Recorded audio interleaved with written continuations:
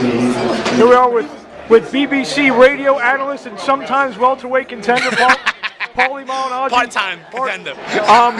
Just saw you before we put the camera on. Obviously, you called the fight for BBC Radio on Saturday night with Peterson, and you seem to have a lot different views than everyone about the referee. A lot of people have been chastising that referee for getting involved. Yeah, I thought it was a great fight. I thought it was a great fight between two solid fighters.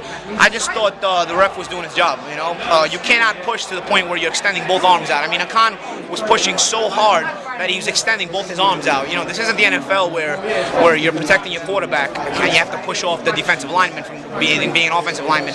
In boxing, you're allowed to bump. I always make this analogy since last week. You're allowed to bump in boxing. You're not allowed to push or shove. You know, he was actually initiating many times if you watch the shoving and the pushing, even before Peterson got inside on it. He was trying to prevent Peterson from working inside just by shoving him off before he could even get inside many times. And many times I'm here because I fought him. He follows up a combination with a push for another follow-up combination. So that's what he does in between combinations. And so, you know, it is not legal. It's not legal. You can bump if you know how to just cover it up correctly and sway it correctly. You can get away with some bumps in boxing.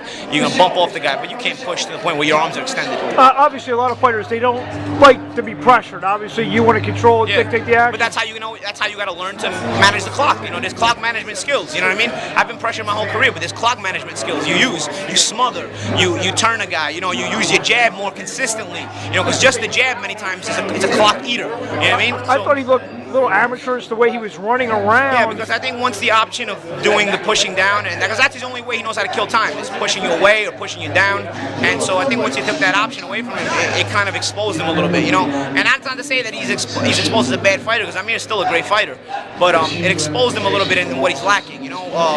He's gotten away with it before. He knocked out Zab Judah, holding him down and hitting him with a body shot with the other hand, while he held him down with one hand. He got away with it from me all night. You know what I mean? I'm not complaining. I didn't complain. You didn't hear me complain about it after the fight. I just took my loss and went home. But now that it is an issue, I'm going to make my point. You know, I mean, he did it with me all night. You know, all night. So this is not the only thing. This is not the only time Amir has done this. But with a referee that didn't allow him to get away with it, it sort of exposed what he was lacking.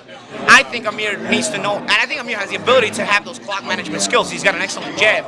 He just doesn't know how to manage the clock. And not knowing how to manage the clock, when you got a guy pressuring you like that, you panic. And that's what Amir did Saturday night. It looked like he was panicking. We're here for Froch-Ward press conference. What are your thoughts on the fight Saturday night? I think it's a great fight between the two best fighters in the tournament in the Super 6. So I think it's a perfect final for this tournament.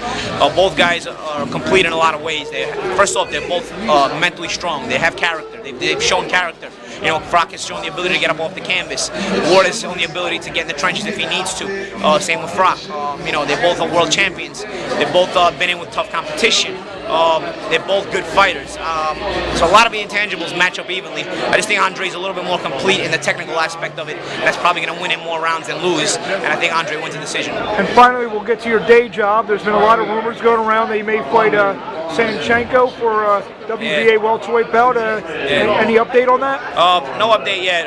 We're the mandatory. We're trying to work it out, and we're trying to do the best negotiating possible to bring the fight either here or if they put up enough money, go there. Well, the new series in the Barclays Center.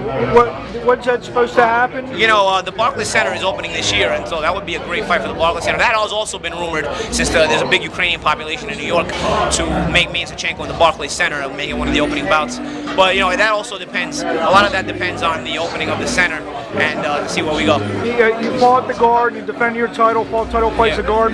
Yeah. But to have a world title fight in Brooklyn, it would be awesome. That would be a dream come true. You know, I had goosebumps for Juan Peterson winning his world title at home. You know, I would love nothing more than be able to get a chance to win the world title at home. I have had 2 world title shots at home in the past and lost them both. So I would love. I think that would be a dream come true to win a world championship at my house. Well, Paulie, I'm sure we're going to be seeing you and hearing you in different countries. Now you're a big star of British radio. Yeah, we'll talk to you soon, Paulie. Thanks. Thank you.